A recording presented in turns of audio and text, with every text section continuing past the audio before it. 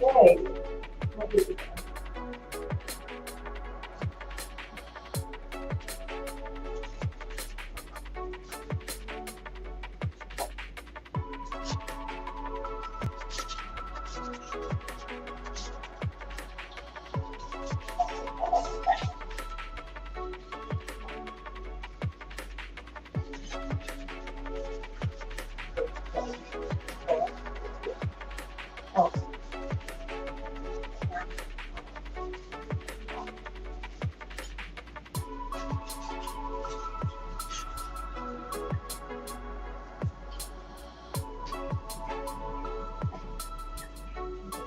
Oh, oh, oh.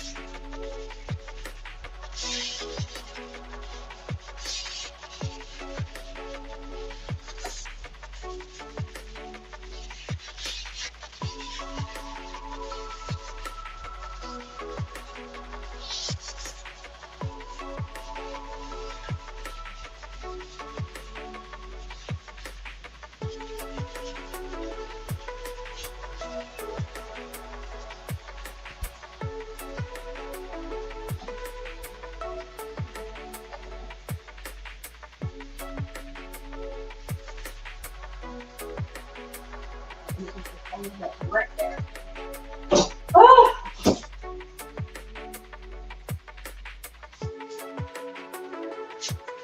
okay. Let's sit down.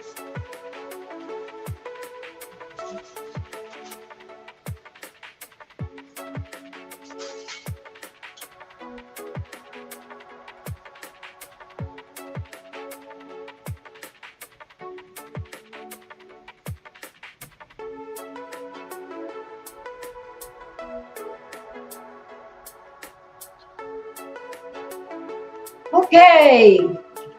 Hey, y'all. Hey, Zoe. Are you in 30, 15 minutes? So I'm gonna be able to stay long. Okay. All right. Okay. That'll be fine. Let me get on down here to what is mute button? Okay. Okay. Y'all, do you know? Let me see. What me see? Okay, I'm gonna have to take kits for now when I get finished with this here. Where am I? Okay, I'm right here. Okay. Hey, y'all. Y'all, do you know about your child? If your child were to come up missing, uh, do you know more about your child that to know that is that's your child? If a situation come down that a person, your child, happen to depart from Earth um, suddenly, unexpected. Okay. Okay. So I'm gonna put it like this: up. Your child been missing. All of a sudden, they find a child, and they got two funerals going on. Uh-huh. Meanwhile, you were saying the people called from the funeral home and said that we have your family member here. You says, could I see him or her? All right. Could I see it? If that's my family or that's my child. But the family, for what I gathered, that wasn't pushing it, been to me, the family just went, my opinion, the family just went on ahead and just prepared for the funeral. Now, the funeral home got two caskets out there. So we're going to pretend, we're going to find out which one you are crying for. Is it casket number A or casket number B? Okay, we're gonna see. After open both caskets. Wait a minute, I don't know this here man. Who is him? Y'all, I thought y'all said y'all had Bernie. What about, so anyway, before they can go on, I'm gonna say before they can go on pertaining to this here death, uncle or child, what we've been missing. The family prepared for it. The family had to wait 30 minutes at the funeral home, the day of the funeral, to come out was dealing with some DNA. Why y'all didn't have this here taken care of before all these people came from out of town, out of state? Sent you money, made cakes, curry chicken, goat, and everything. Why y'all didn't have this here taken care of? Do you know who it is or not? Why y'all waited to the day of the funeral and now y'all want to talk shit? Y'all didn't have no viewing before this here? Did y'all had to take this person clothes down to the funeral home? That what they going to what you would like for them to be buried in? So I look at this here a failure on both sides. I look at the funeral home. We're glad to get a body, especially two bodies, and isn't it? Then after two bodies they put out, the family say, "Do you got another body right there you can put out?" They say, "No, these are the bodies that we have in the whole funeral home, and this is it." Come to find out, the family say, "Well, that's not it." But still yet, everybody in line with some tears and ready. I don't want to hold you long, but I'm going to go ahead and get this here because I know Joy's going to leave in the next 10 minutes. Hold 1 second. Let me see. Let me get it all here. Okay. And for what I basically like hear from this here, hold on a second. Okay, what I base it here, all this is basic is alleged. This is coming from basic out of Jamaica, because I got some other things to tell you. Hey, Tracy Wearable, I got some other things to tell y'all about Jamaica. Y'all just hold on and stay there with a ride. And it's like two stories with Jamaica and one going on in the US, what they said for us to eat. Okay, but wait a minute, let me just get this here. Okay, let me just get this here. So basic, here we go. I'm gonna sit right here and I'm gonna let you people let this go. Come on, y'all. Y'all know, oh, y'all know better homes and gardens. Get on down now. Y'all know better homes and gardens all messed up. But anyway, we're gonna make it. I'm gonna come through. Okay, this is something I would like for y'all to listen to. Okay, now let's go. And just let's see what's going on here. Follow up now. The mystery surrounding the recent funeral of a man whose family insists the body in the coffin was not their loved one took an unexpected turn on Thursday. As Kimberly Petty reports, the search for the missing body may finally be over.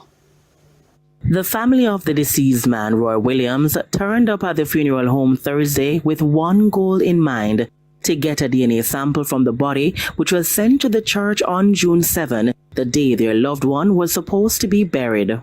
They'd been adamant that the body in the coffin was not Roy, and so they've been on a quest to find him. To their surprise, the body on the examination table was not the one in question. Instead, it was their deceased relative. The lawyer called me and she said they presented a body. I said, "Can I see the body?" And she turned the camera on and I said, "That's right." So I said to her, "Where is the body that they gave us at the funeral? Because this is obviously not the body that we saw before." And the lawyer said they don't have another body. The body, we were told, was in a frozen state because the employees expressed being unaware about the DNA procedure. And so the family had to wait for over 2 hours before anything could have been done. And while they are confident that Roy's body has been found, they will have to wait another 10 to 15 days for the DNA results. Where was Roy Williams? Where was he? Where did they take him from? To me, the body looks like it's in a state of decomposition. I'm assuming that the body seemed like it was exhumed. There are also the questions surrounding the whereabouts of the body that was taken to the church on June 7. This is complete deception. This is too much. If this has been going on for too long, it needs to stop. Who regulates these funeral homes? Who oversees them in the Jamaican government system? They're just free to do whatever they want to do. They are also calling for stricter regulations for funeral homes. When contacted for comment, operators of the funeral home in question denied a DNA test was done. They've maintained the right body was sent to the church. Kimberly Petty, TVJ News. Okay, let's go. Still to come this evening, Portland Cottage residents battle intense heat. Okay, so y'all, that is something else.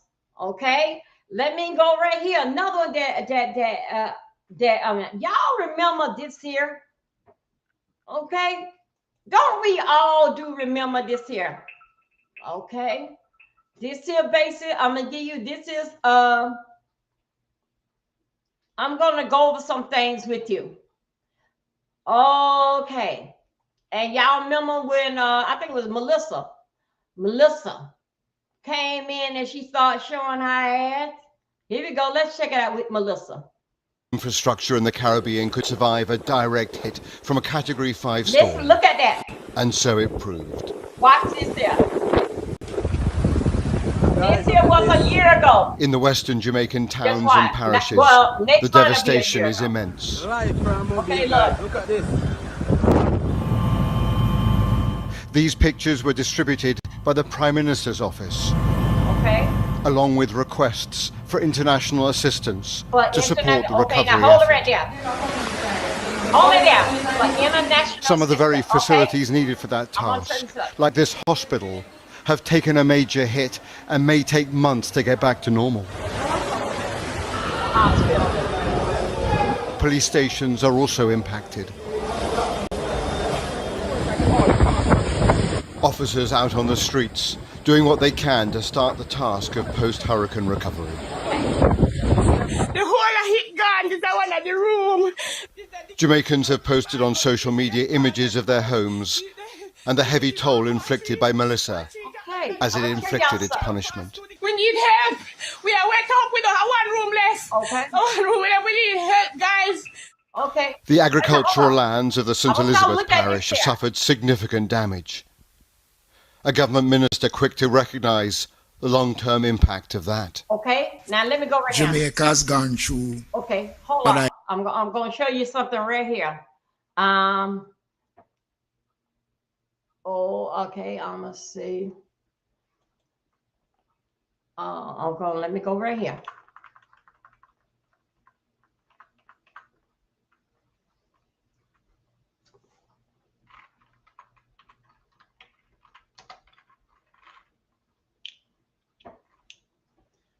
Okay, let me see. Let me see. Okay, no, that was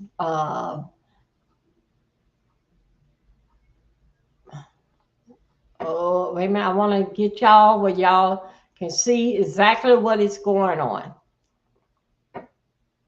This took place this week, and it's still going on. And I'm gonna tell you basically like what is going on. Okay, wait a minute. Okay.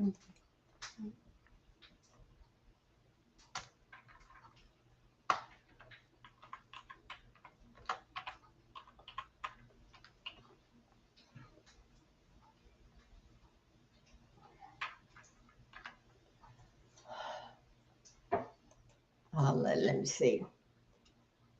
Okay, here we go.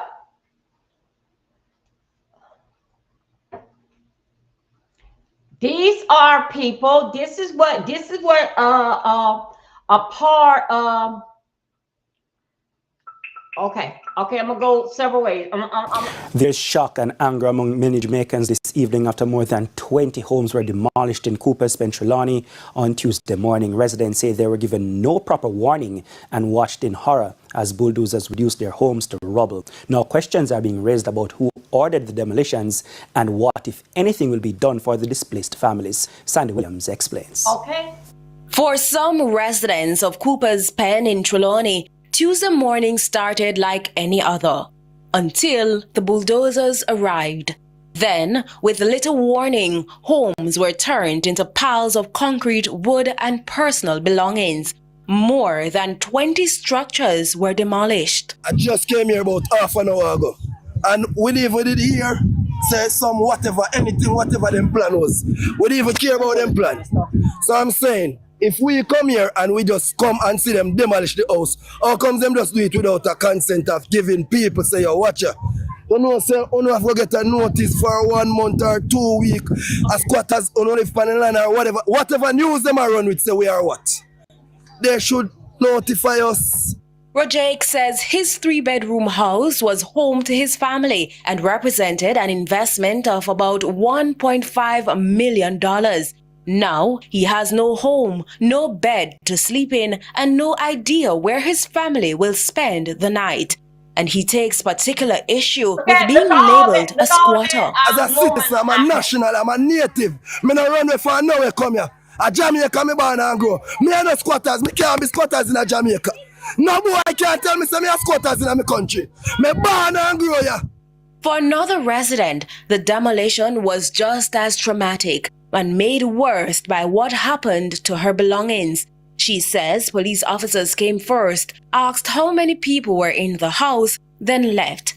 Soon after, she heard the bulldozers. One man says, them can't tell the tractor off he doing work. You understand? And all the things them including all the baby crib and something I draw with. This a different yard, you know. That time they already break on me out. So that is what really, really, really grieves me, is the fact that my things them break up after them. Okay, now I want to get put on it, but then put one peg and any part the peg them reach and other put feet and the peg they near to my house. Right in front of my house. Okay. I want to just butt in 1 second here. Okay, I'm gonna butt in 1 second, and I'm gonna tell you, give us basically like what basic is taking place here. Hey everybody, welcome in. I'm gonna tell you what basic was taking place. As we see, the Hurricane Melissa came through there and just showed her behind a year ago. Okay, a lot of Jamaica land owners, they have left the land, and also too, they have left their land, dealing in fact with squatters, can build whatever they want to do. And like, basically what people want them to is somebody to be there basically on the land. But with that, they not coming back and checking. So the squatters build houses, and as you see, what she is saying is that, and what they not telling you about that, they don't have no electricity. They are getting electricity, however another how they gets it. Now this ain't only just pertaining to the hurricane, part of it and part not. Okay, so basically a lot of the homes, as what we have seen, did in fact with a lot of homes that we have seen dealing that were floating down the river, pushed down, everything. All the homes, for what I see, have had damage to it. A lot of people lost their home completely. Okay, the people, a lot of them did not have no power. Okay, they just continue when things dried out, just picked up wood and plywood, and they kept on going. Okay, now listen to this here. They kept on going. The city did send them out warning.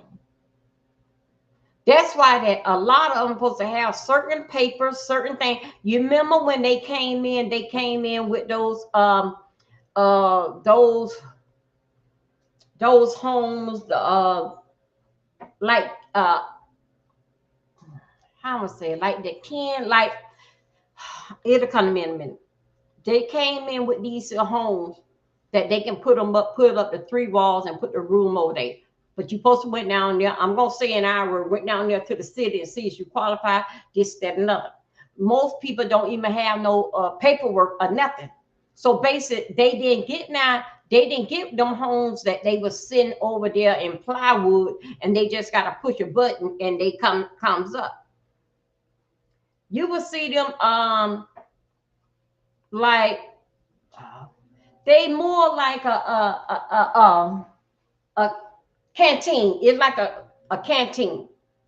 Anyway, they did all they situation about that. Yes, it can hold a storm up to so much wind. They can that what they had all shipped over there to help Jamaica rebuild. Jamaica said they is not dealing, in fact, with no homemade house that you don't build. As we see some of the concrete home that was damaged, that was up to par, they basically got a shingle or two blowed off, but it was still in livable condition. Now with the hurricane, hurricane season is full in effect since June 1st. Okay, and you know that it goes on up to November, sometime December. Then true to me, hurricane season is anytime. It just depends on what's going on in the top. When the water stops, then they have tornadoes. So okay, let's go. I feel that the Jamaican government was right. They was warned and they was told they is not rebuilding those things there. Them things are homemade. What squatters build on land and just make a whole community of their own. That's what they went and knocked down. And guess what? I agree with them in knocking them down, because hurricanes, and everybody knows Jamaica get a piece of it every year. But this one here was bad. So I understand what they're doing. They trying to get this here rubble and mess cleaned up before a big hurricane come back through there again, and then everybody's all trapped then on these boards. Majority, as what we've seen in video, all these houses are made out of tin foil. They put it as a roof. They put up 4 or 5 sticks and they built on there. They'll find some concrete and they just build them out. And they will stay like that, long as nobody don't bother them. All of a sudden, in fact, what it had cost Jamaica and other nations that were helping out, they put it all on the Jamaican government. Because guess what, Jamaican government, you never did walk out there and see what everybody was saying, what they was living in. Y'all didn't think so that was going to happen. Y'all, you couldn't tell them that it'll be another a hurricane like that. So the Jamaican government Tuesday went there and took the bulldozer with all, and then guess what? They just asked for how many people that they didn't care about their refrigerator, their clothes, their bed. They ain't care about any of that, because guess what? They are squatters, and they gonna pick up a bed and rebuild all over again. They is not going down there. They basically is enough. It's enough. They had all those homes that was sitting in there on a cargo. No, that what they are, containers. And they turned those into homes. Most people, and some people in Jamaica, they rather just steal from the people that put in their time and work. They rather steal from their own. Because, and they'll take everything and they take it back in the woods or wherever that they go, and they make themselves a little playhouse. Nobody not gonna bother them. They got bed. They go and get refrigerator, bed, freezer, and everything. They home. Well, the Jamaican government showed them, no. This ain't no home. This ain't no home. And then I feel what these people are saying, but them people told y'all a year ago they was giving y'all containers. Do whatever that you got to do for to get a container. Now, since that the government, the hurricane finna brew back up and start, now y'all figure that the government don't did y'all wrong, but you wanted everything. You wanted damn money. Also, too, let me tell you something. Some of the people, where they were videoing it, that wasn't emo. That wasn't emos where they living at. They just wanted the money.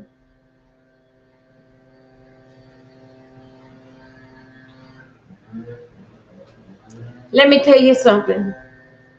Being mixed, I am, and married to a Jamaican. They want the money, and they do whatever they want to do with the money, and you don't question them. You don't question them.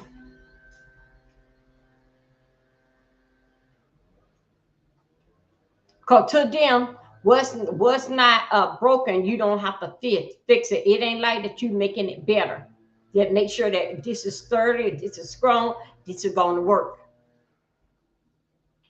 So what they saying, as you see all that tinfoil and boards and all that, what they was calling their home.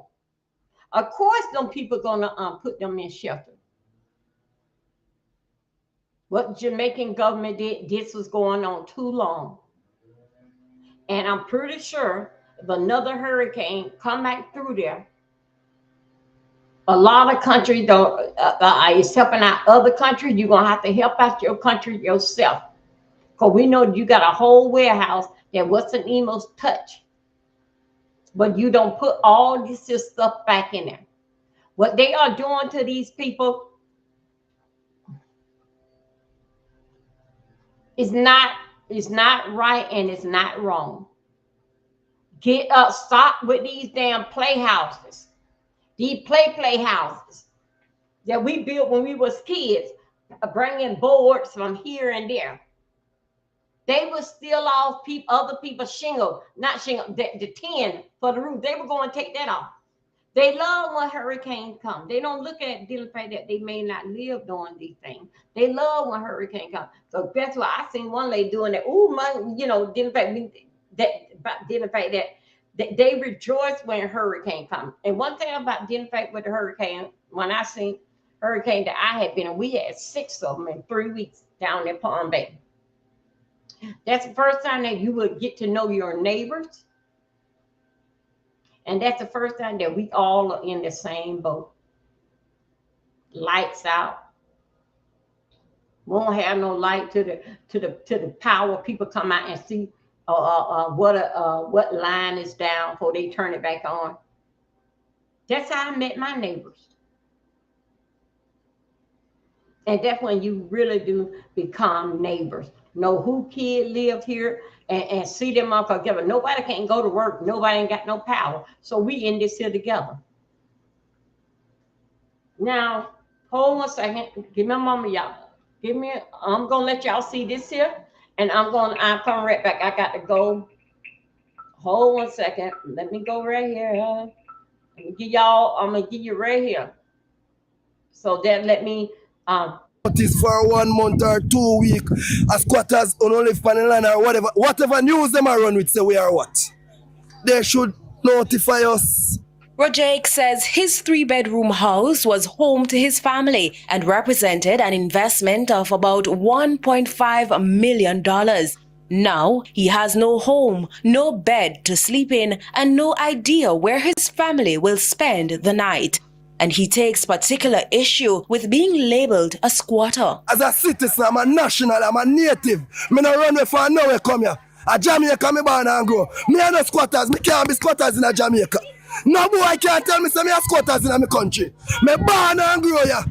For another resident, the demolition was just as traumatic and made worse by what happened to her belongings. She says police officers came first, asked how many people were in the house, then left.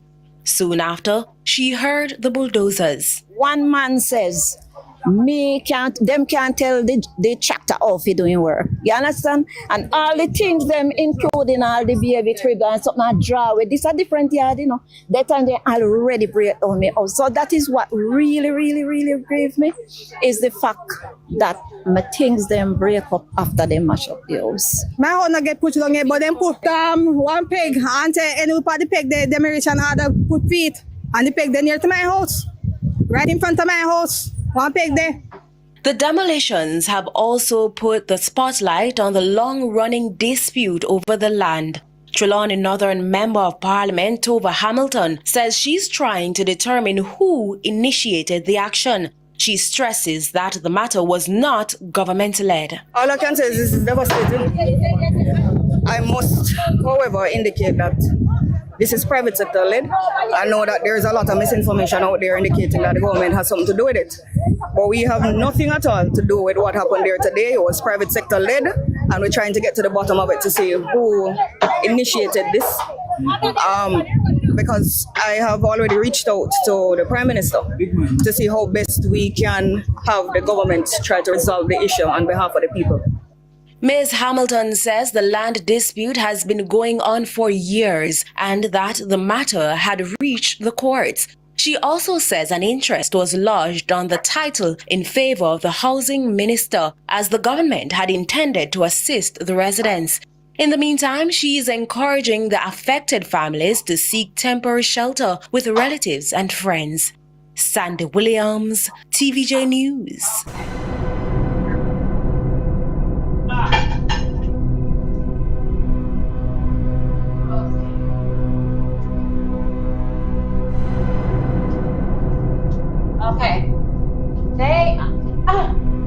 They knew. Hey there, lovely boo. Hi, everybody. Now you see what I'm saying? They know that this shit was coming down. Okay. They knew that this shit was coming down. It been in and out of the court. The land that they was on, it basically that people that don't left and don't went to other countries, US, British, whatever, they London. But the people would like for somebody basically to be there on the land, then let somebody come and just basically just take over and really build a real house on that land. So this has been in and out of the courts. But dealing back with that, the hurricane, see, they don't go to township meeting. They don't go to those meetings to say their opinion of things and keep following through. This is what happened. This is basically what happened.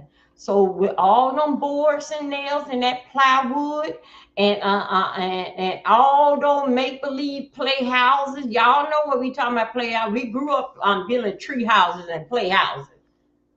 All that, they came Tuesday with a double-ish and just asked whoever in the house. They didn't care about baby crib, food arena, and they came and they pushed it down. And dealing fact with the structure of it, dealing fact with the next storm that come through, all this is debris that they had to clean up, dealing with a bunch of just people just taking plywood and throwing around and making them a playhouse, and they call it home.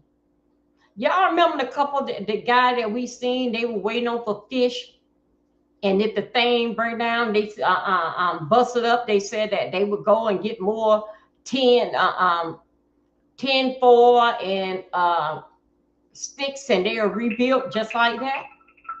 The guy said it was a part of his home and everything. And every state is basically a hustle. Okay, right here in America, we once were known we once were known as the best country that it is. All right, we once were known that we had. That's why a lot of them come here to America. Okay, because that the people here in America, the kids, the young people, they don't take advantage of what we have here.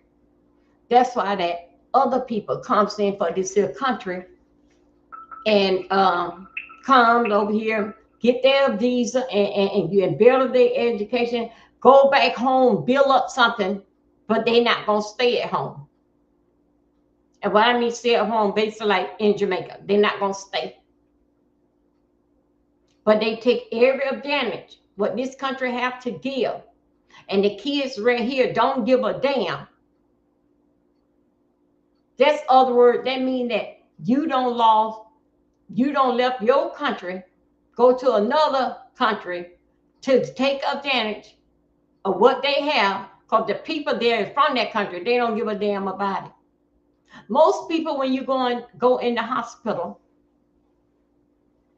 if you catch older nurses there, the older nurses there, they basically is from here. But other than that, if you seeing somebody dealing fact with not 60 years old, I would say, those there is all those, including the doctors, they from another country. They from another country that is better over here because they don't have enough over here. We as the U.S. citizen, we don't take this as serious of what we got going on, what we have. We don't take it serious. Only thing that we take it serious is that someone want a man from another place, all this type of stuff. And those people come for education. Education.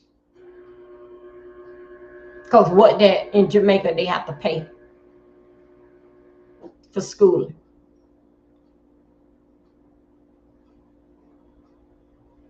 So anyway, Jamaica is being knocked down.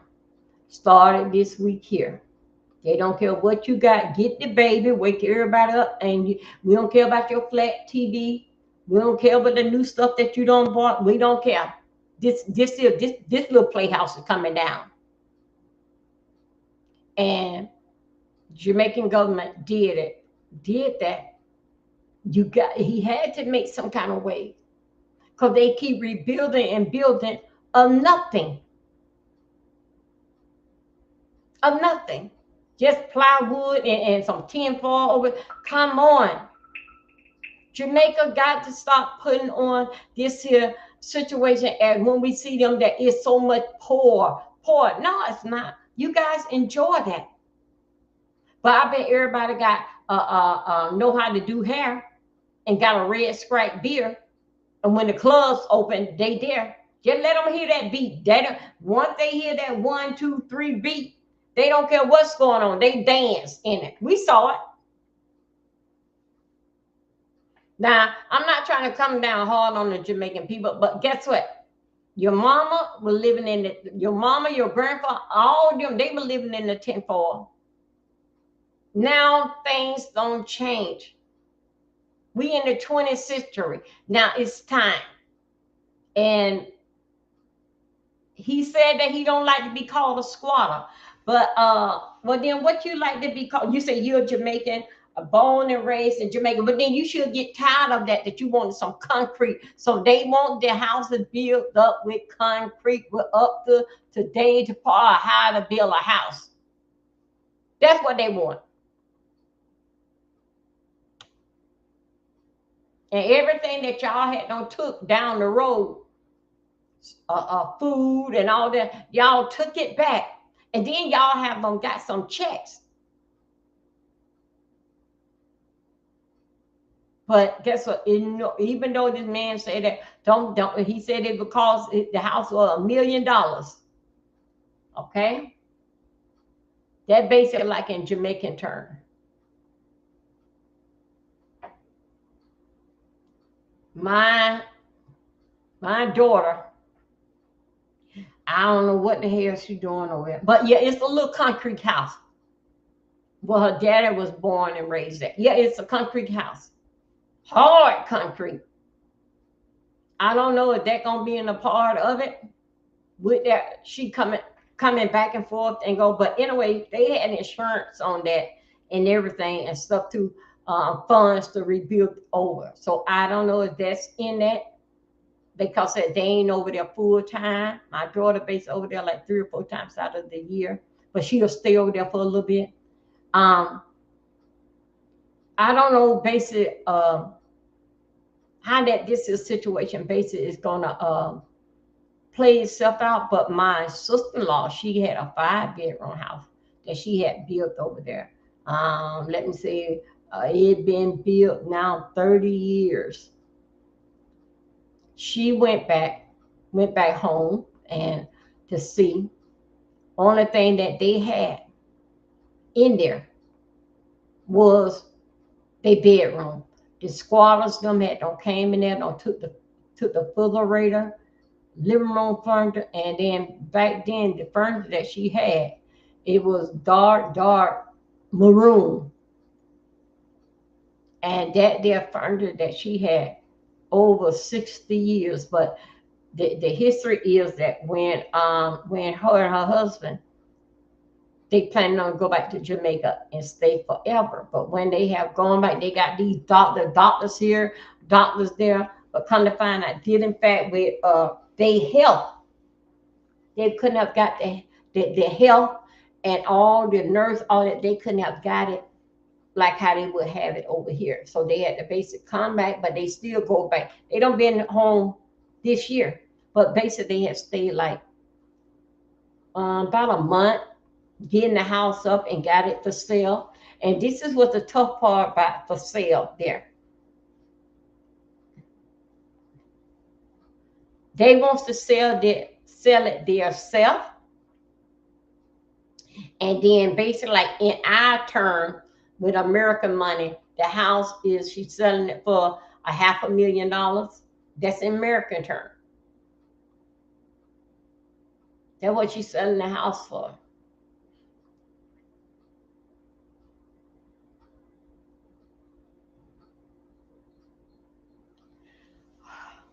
It's in a good neighborhood.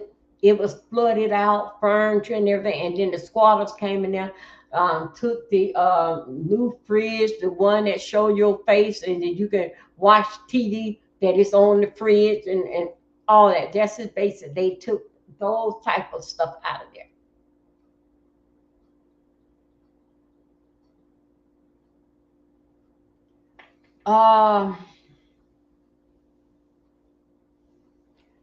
When I talked to my sister-in-law, she said they don't have nothing to go back for.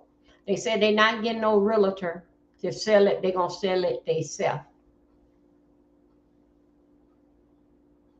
Because that realtor get a percentage out what they can do.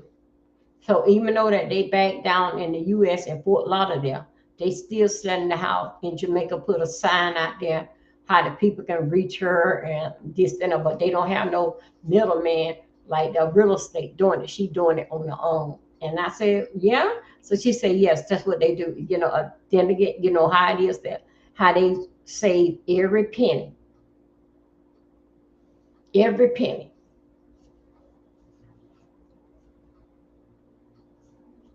So shout out to the Jamaican government. Basically, is doing the right thing.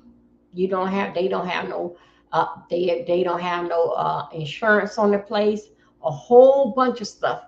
They just want to basically live and get a uplift when a tragedy comes down in the country. They just get into their me too. And they bring everything home to them tinfoil, them board houses. Bring everything. What even now some concrete, they push those down. Because guess what? They not up to standard of today's dealing fact, up to today's what expected.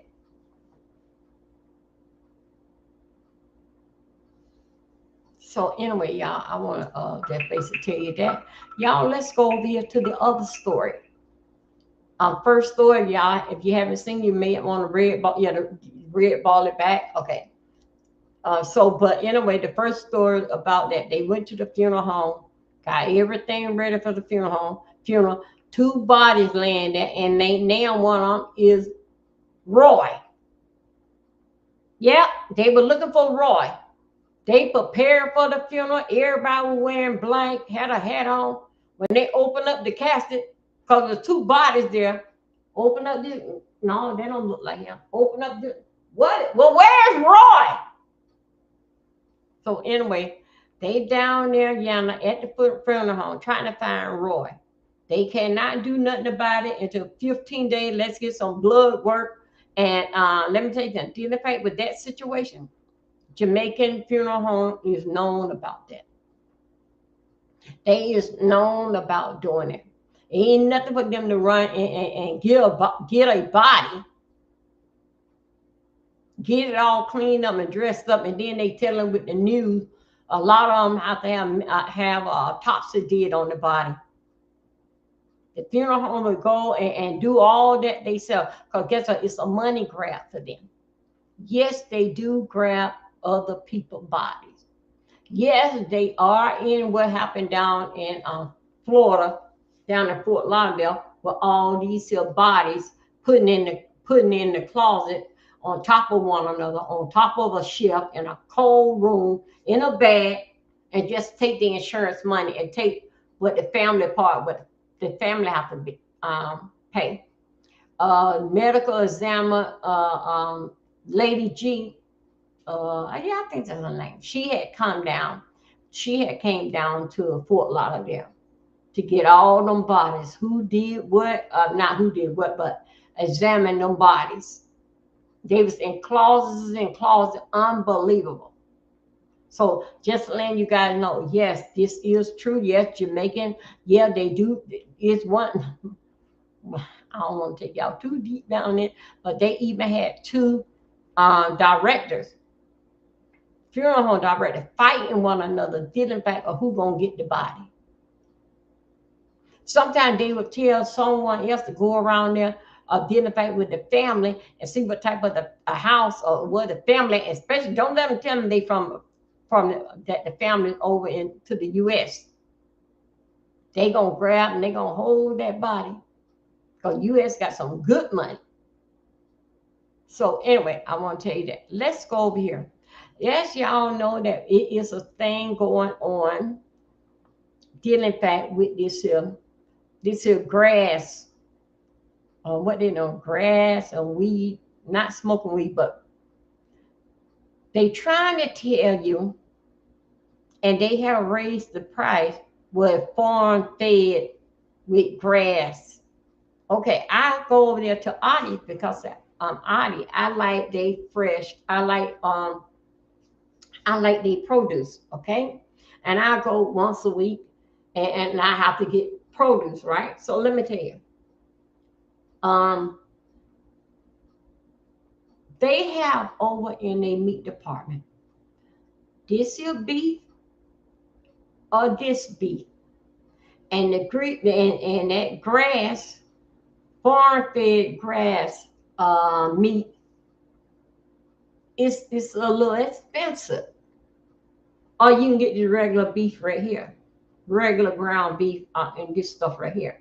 Or you can get it right, it's special farm fed and what the cow and what all of them eat out there.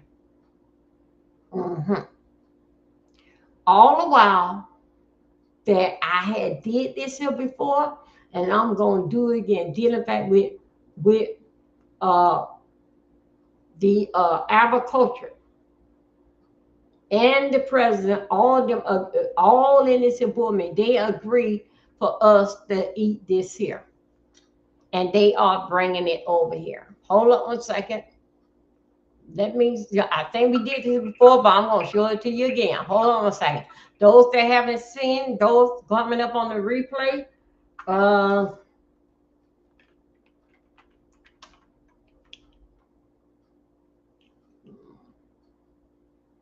okay, let's go right there.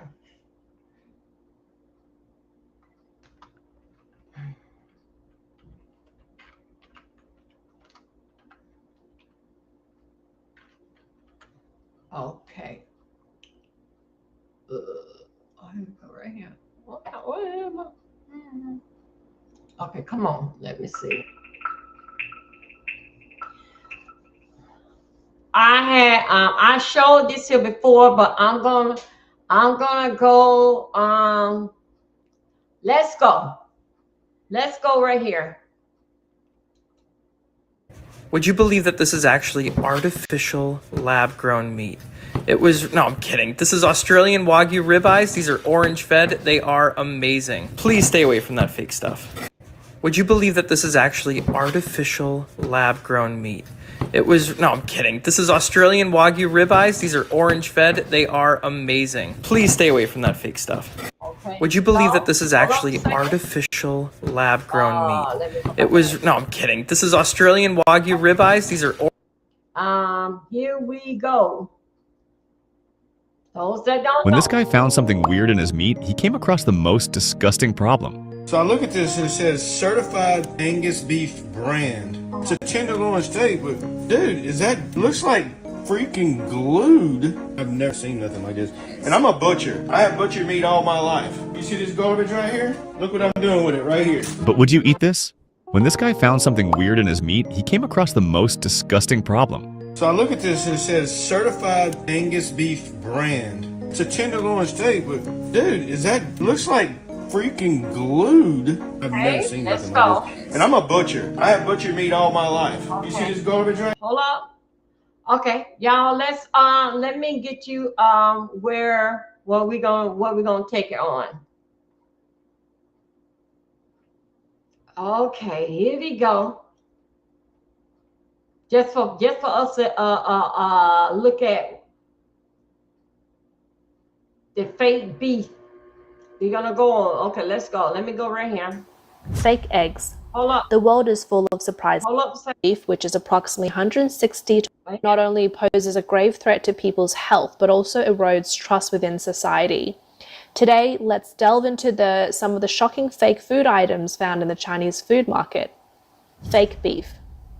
Let's begin with the fake beef that you saw at the beginning of the video. Due to the high cost of beef, which is approximately 160 to 180 yuan, 22 to 26 USD per kilogram, businesses often cut costs by using cheaper meats such as chicken, duck, or pork, which cost around 20 yuan, 3 USD per kilogram, to create synthetic meat. To enhance the beef flavor, they add ingredients like beef essence or beef tendons. After these ingredients are mixed and marinated, gelatin is then added to mimic the texture of beef, making it chewy and elastic. Some manufacturers even craft a beef-like surface texture, making it hard to distinguish from real beef. Other sellers use leftover beef scraps, such as lymph nodes and internal organs, to produce fake beef. These low-cost scraps are ground into minced meat, mixed with additives to produce synthetic minced meat, fooling consumers into thinking it's real minced beef. To cut even more costs, some unscrupulous businesses opt for using meat from deceased cows or aged sows to make fake beef. To make the fake beef's color resemble fresh beef, they add coloring agents such as carmine and nitrates.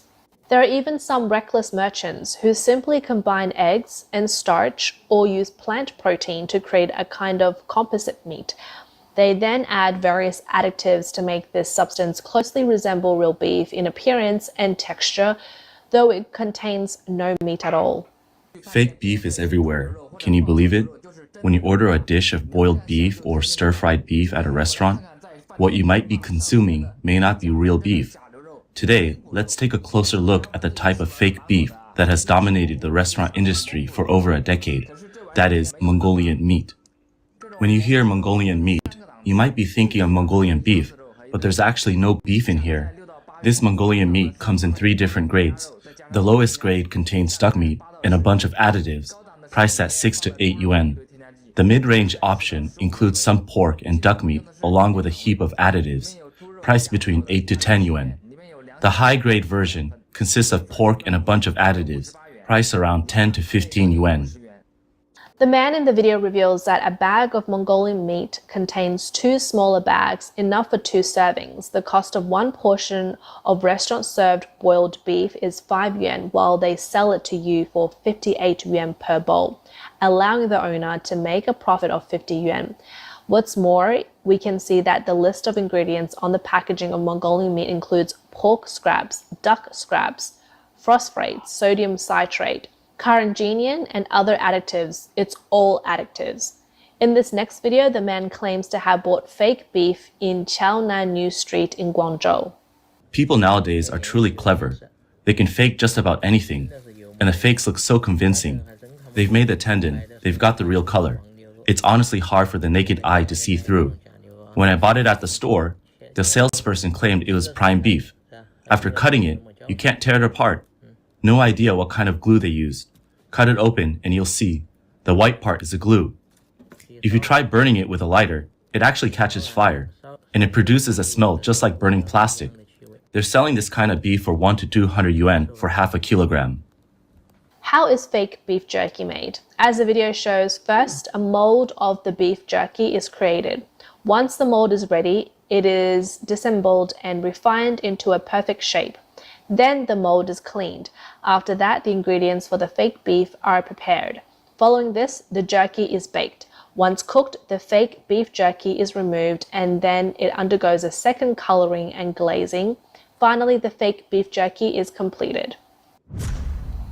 Speaking of meat, fake lamb and fake lamb chops have also become a headache for consumers in recent years. During the merchandise slaughter process, lamb is categorized by its parts and then released into the market after passing inspections. However, some businesses, in order to cut costs, mix low quality or even spoiled meat with chemical ingredients such as flavorings for processing. In terms of taste and appearance, these fake lamb chops are almost indistinguishable from real ones. Some businesses use an enzyme that can act as a binding agent, mixing duck and chicken meat with beef, along with the right seasoning to create fake lamb chops.